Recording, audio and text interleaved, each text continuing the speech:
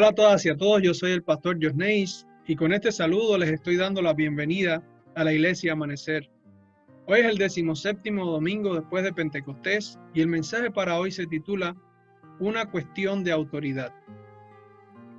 El Evangelio de hoy nos llega desde Mateo 21, versículos del 23 al 32, y está dividido en dos secciones diferentes.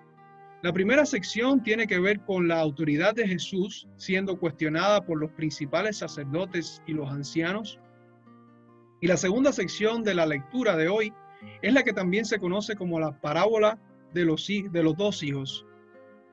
Ambas secciones que analizamos hoy son parte de un conjunto de enseñanzas de Jesús a las personas reunidas en el templo de Jerusalén.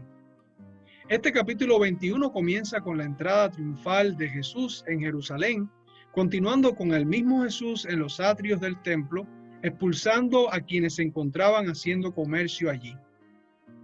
Luego el Evangelio dice que Jesús salió de la ciudad y fue a Betania para pasar la noche. Y al día siguiente, cuando regresa al templo, es cuando ocurre este diálogo con los principales sacerdotes, los ancianos y el pueblo en general allí reunido. El ambiente en el que se desarrolla esta conversación estaba bastante cargado. Jesús había entrado recientemente a la ciudad como rey y la multitud lo reconocía y proclamaba como tal. Como acabamos de mencionar, el hecho de su entrada triunfal hay que sumarle a ese hecho de la entrada triunfal, hay que sumarle la expulsión de los mercaderes del templo y los milagros realizados. Todo ello visto por los maestros de la ley y los fariseos, no solo como un comportamiento inaceptable, sino como una peligrosa incitación subversiva contra el status quo establecido, que eventualmente tendría un impacto no solo desde el punto de vista religioso, sino también social e incluso político. Ahora, y después de esta explicación, estamos en una mejor posición para comprender el texto y el contexto en el que ocurrieron estos hechos. Pero, ¿qué es la autoridad y de dónde viene? Encontré una definición bastante simple y corta que explica brevemente el concepto de autoridad como el poder o el derecho de dar órdenes, tomar decisiones y llamar a la obediencia. En cuanto a la pregunta de dónde viene, suele ser otorgada por alguien más, ya sea una persona o un grupo de personas, una organización, una institución, etc. Pero en todo caso suele venir de un nivel superior, con más poder o reconocimiento, que eventualmente se consiguió tal poder y reconocimiento respaldados con dinero. La autoridad de Jesús, sin embargo, vino directamente del Padre. Y tomando en consideración la unión del Hijo con el Padre como un solo Dios, podemos afirmar que Jesús actuó con autoridad propia. En otras palabras, las acciones de Jesús no necesitaban ser aprobadas por ninguna jerarquía superior, porque como todos sabemos, no hay jurisdicción ni jerarquía que esté por encima de Dios. Los sacerdotes y los maestros de la ley conocían esto muy bien. Por eso, si lo miramos de esta manera, no cuestionaron a Jesús como individuo, porque sabían que la multitud le seguiría, como de hecho lo hicieron, en base a los muchos milagros realizados. En cambio, cuestionaron la conexión de Jesús con el Padre como una forma de desacreditarlo al cuestionar su fuente de poder. Incluso hoy en día el currículo parece importar más que las habilidades reales para realizar determinado trabajo. El discurso más que los hechos y el envase más que el contenido. En una cultura de publicidad y propaganda donde todos los productos son lo mejor, la publicidad pareciera importar más que el propio producto en sí. Al respecto, el poeta Eduardo Galeano escribió lo siguiente: vivimos en un mundo donde el funeral importa más que el muerto, la boda más que el amor y lo físico más que el intelecto. Vivimos en la cultura del envase que desprecia el contenido. Jesús sabía que la pregunta ¿con qué autoridad haces estas cosas? Era más una trampa que un deseo real de saber y ser receptivo a una respuesta diferente a la esperada. La mayoría de las veces cuando preguntamos Ya tenemos una idea preconcebida de cuál podría o debería ser la respuesta. Y por supuesto, cuando la respuesta difiere de lo que esperábamos, la reacción suele ser defensiva.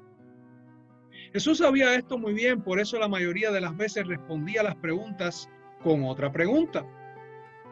La intención no era confundir, sino que la intención principal es que el interlocutor responda a la pregunta por sí mismo mediante el ejercicio de un análisis simple en el que la persona que hizo la pregunta y los elementos de la pregunta ya no sean un objeto de la pregunta, sino un sujeto activo. Esto parece un trabalengua, ¿verdad?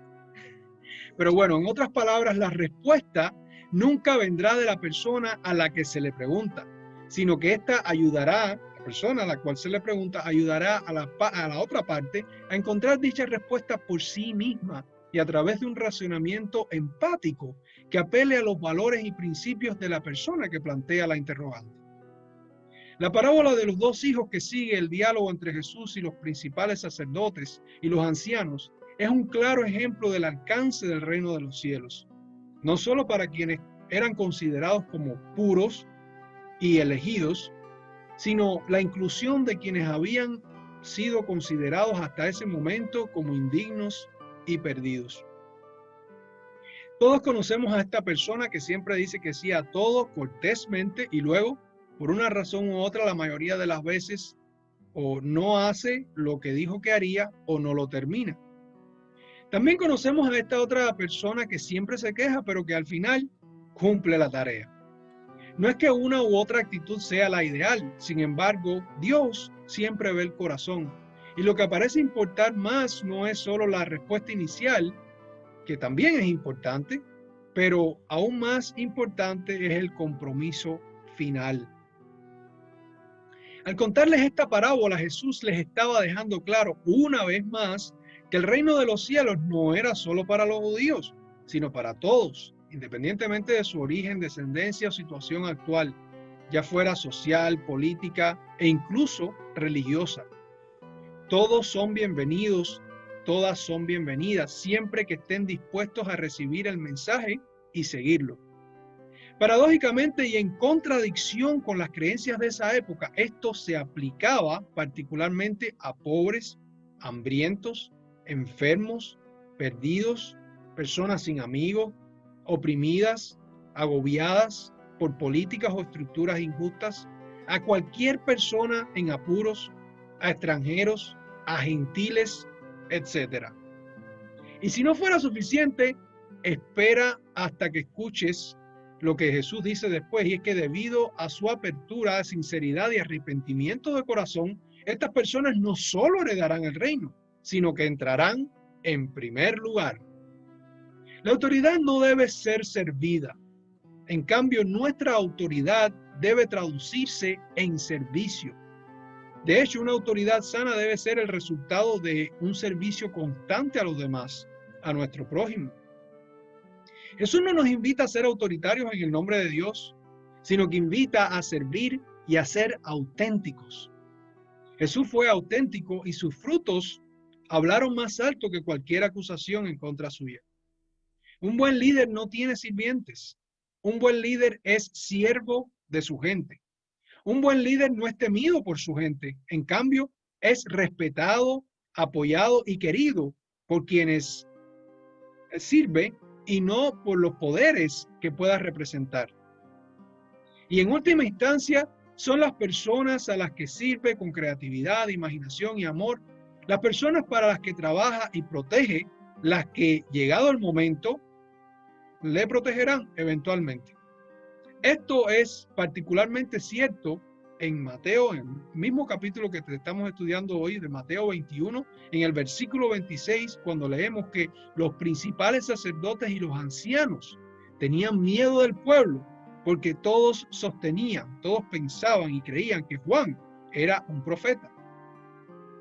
Jesús nos invita, mis hermanas y mis hermanos, a ser nosotros mismos, porque cuando somos transparentes, cuando somos nosotros mismos y hacemos lo que estamos llamadas a hacer por el amor al reino de Dios, nuestras acciones serán nuestra mejor defensa ante cualquier acusación. En cualquier caso, Poca explicación será necesaria o Dios nos proporcionará la sabiduría necesaria para salir victoriosos. Seamos auténticos, este es el llamado. Seamos nosotros mismos y guardemos la palabra de Dios. Y que Dios mismo nos bendiga y nos guarde hasta que nos volvamos a encontrar. Amén.